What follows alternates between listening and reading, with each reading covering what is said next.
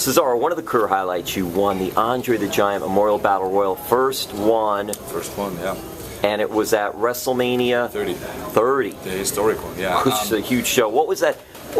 Winning obviously is great. But what was that day like for you? See, here's the thing, it's almost a blur, because I had 2 matches that they had, a 4-way tag match and on the pre-show, and then the first ever Andre the Giant Memorial Battle Royal on the main show, and it's just, unfortunately, it's just a blur. It's a big blur. I remember winning was just amazing. Like the crowd, when I had lifted Big Show up, it was just, the crowd just was electric, and they all stood up to their feet, and I just looked out and I saw so many flags from all the different countries, and that just to me meant so much. And that's, if I have to pick one moment, that would be the moment I pick. But there's been other, like soon after I came to WWE, I won the United States Championship, and I held that for quite a bit, and I had some great, to be completely full of myself, I had some great matches, and I thought I was a good champion. And then, of course, winning most recently winning the WWE Tag Team Championships with Tyson, that was a huge success on so many levels, because me and him were out to prove some things, and felt like both felt kind of we've been challenged by certain individuals higher up in the company. Let's put it just that way. So it was a ginormous success to win that title, and we were just starting to roll. What was it like when you had to lift Big Show up? And talk a little bit about your. Everyone talks about your strength. Yeah. And just, is this, even when you were younger, you were always someone that had this natural ability? Not necessarily. I think to me it's very important that I'm able to do all my stuff in the ring at any point, even late in the match, to anybody, and that's what I train for. Again, I train for functionality, not looks. And a lot of people here, if you go to Miami Beach, a lot of people with beach muscles, as we call it, as I say. So disco muscles, To me, it's more about functionality, and the fact that I can lift Big Show and throw him over the top just proves that. And that's just. To me, that's important. How's Tyson Kidd doing? He's doing better. I talk to him all the time, so he's lucky to not be paralyzed. So yeah. The Cesaro Swing. Yes.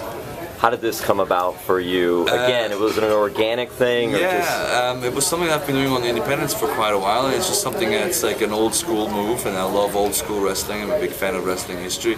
And in WWE, was just at one point I was like, you know what, screw it, I'm doing this, and it just caught fire. And again, that caught fire, and then they were like, don't do it, and I was like, okay.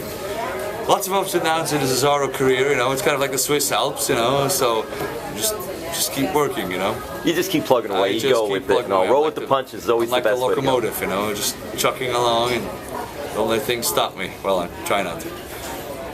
What was it like for you working with Dutch Mantel? It was great. I had the chance to travel with Dutch, to learn from Dutch. This guy's very smart for the business. Extremely smart for the business. He's been around for a long time. There's unfortunately not a lot of veterans like that anymore, that you can just sit on a learning tree and ride in the cars with them and just listen. And back. That's how people used to learn. They used to wrestle with veterans and learn. And I didn't have a chance to wrestle Dutch, but I was in the car with him. He was ringside, and it was great experience. Paul Heyman, another guy that you worked with, another guy I worked with. He was kind of fizzled off there. I was kind of that was like right after I won the Andre the Giant Memorial Battle Royal, and I think I was just a tool. You interpret the word tool however you want, to put him out there so he can talk about Brock Lesnar beating The Undertaker, and that kind of fizzled me out. And then but definitely tremendous experience, just riding the car with him, listening to him, picking his brain about stuff. Again, I learned a lot in that time. What was life like for Cesaro growing up in Switzerland? It was great.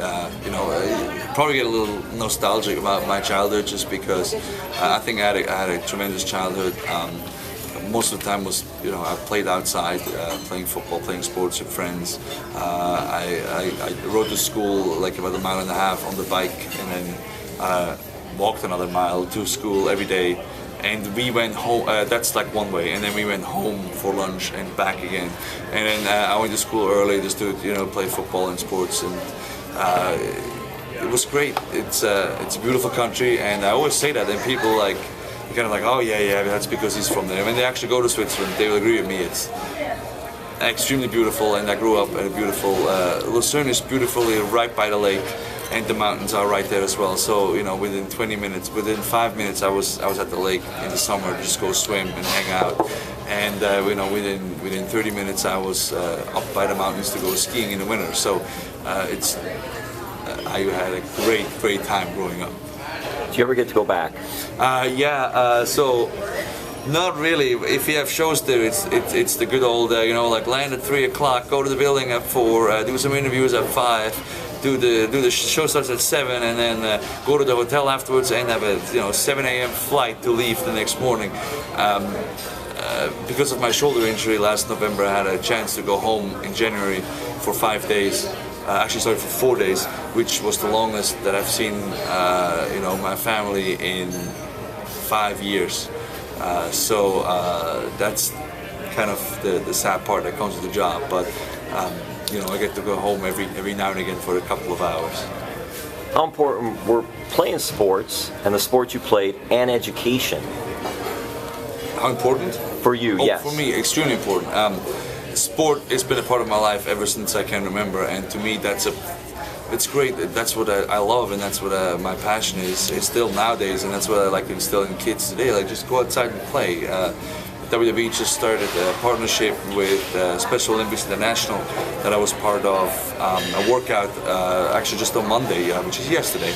It all flows together, and it was just tremendous to do a workout with the Special Olympics athletes and to show the world that it doesn't matter who you play sports with, regardless of your ability or disabilities. As long as you play sports, you can have fun. And to me, education is very important as well. Education system in Switzerland is a little bit different, a little bit better maybe. But I think if you're just better educated, you may have a different outlook on life. And I think it's extremely important to travel. Get outside your country, get outside the US, travel the world. I think you'll open people's minds on a lot of the problems they think they have if they never leave their city. You went to business school, correct? I did, yes. So you were able to learn business. Yes. How important is that too in what you do? It's extremely important. I went to business school. I could have gone to university to study business, but I work for Johnson & Johnson, which is kind of known over here. They do pretty much everything. A huge company, yeah, right? I work for their headquarters in Switzerland, which is the headquarters in Europe, for 3 years before I moved to the United States, and it gives me tremendous life lessons. I wouldn't have never quit that job if it wouldn't have been to pursue my dream, and it just gives me a different outlook, and I understand business. Now, you like sports, so do you have favorite athletes now? And have you met any athletes who are fans of WWE? And because a lot of the athletes are fans of WWE. There's a lot of fans athletes, but with our schedule, it's so hard. So, for example, Roger Federer obviously is a huge. I've been watching Federer matches for ever since he played, and even like my girlfriend, she can't watch tennis with me or watch me watch tennis because I'm hyper. It's like people are like, oh, how are you watching tennis? I'm like, every point counts. It's not like, oh, they're in the in the other half, so it's not important. No, every point counts. So it's. This is passion right here for the tennis. I wish I could meet Roger, and I heard he's a big WWE fan. But again, our schedules are kind of packed. I got to see Belinda Bencic, who is our girl in the top 10. I got to see her play live in Dubai, which was awesome. It was just a great experience, and I happened to be there to do media, so it's kind of needs to be circumstantial. We have a bunch of hockey players, obviously. Haven't really met any other Swiss professional athletes, unfortunately, but there's a lot of athletes that are inspirational to me just because of what they do and the way they present themselves. Talking about since we're in Miami, I'm not going to say LeBron. No, you can. That's fine. Because I was even going to bring that up. Because what does something like that mean to you? Because you are a professional athlete and you're seeing other professional athletes like LeBron James just do what he did in the NBA Finals. It's just incredible because I think he is a once-in-a-lifetime athlete that how many times do you get to witness somebody perform at that level that he alone can kind of determine the outcome of a series? And I mean, like Miami saw it firsthand when he was here. He came and he delivered, like kind of like I deliver. So, but he came here and he brought championships to Miami because just of how amazing an athlete he is. And you know, you have that in every sport. You know, like if you look at hockey, like Wayne Gretzky, like he's been around, but like if you're able to see an athlete like that perform in your lifetime, I think that's incredible. You know, that's something that people talk about for a long time. It's like Michael Jordan, you know, or like baseball has too. I'm not that into baseball, so don't quote me here. But you know what I mean. Peyton Manning, you know, like winning the Super Bowl, like that's just stuff that you don't, like, you can tell your kids about. So like those kind of athletes who just work really hard for a really long time, and then it's almost like that whole notion of like, oh, he's just natural, like naturally talented, or the success comes overnight. No, success doesn't come overnight. Fame may come overnight. Success and, you know, natural talent only gets you so far. It's the hard work that makes a difference. And to me, it's great to see that people who work that hard getting rewarded. And I'll tell you what, a person that works hard is this man right here, Cesaro. Fans are taken to you.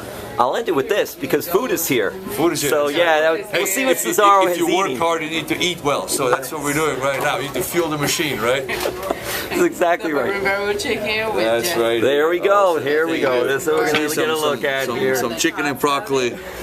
Just healthy food, you know. That's good, Cesaro. See this, so fans also know. Look at the way he eats it all. Thank you, Cesaro. Thank you.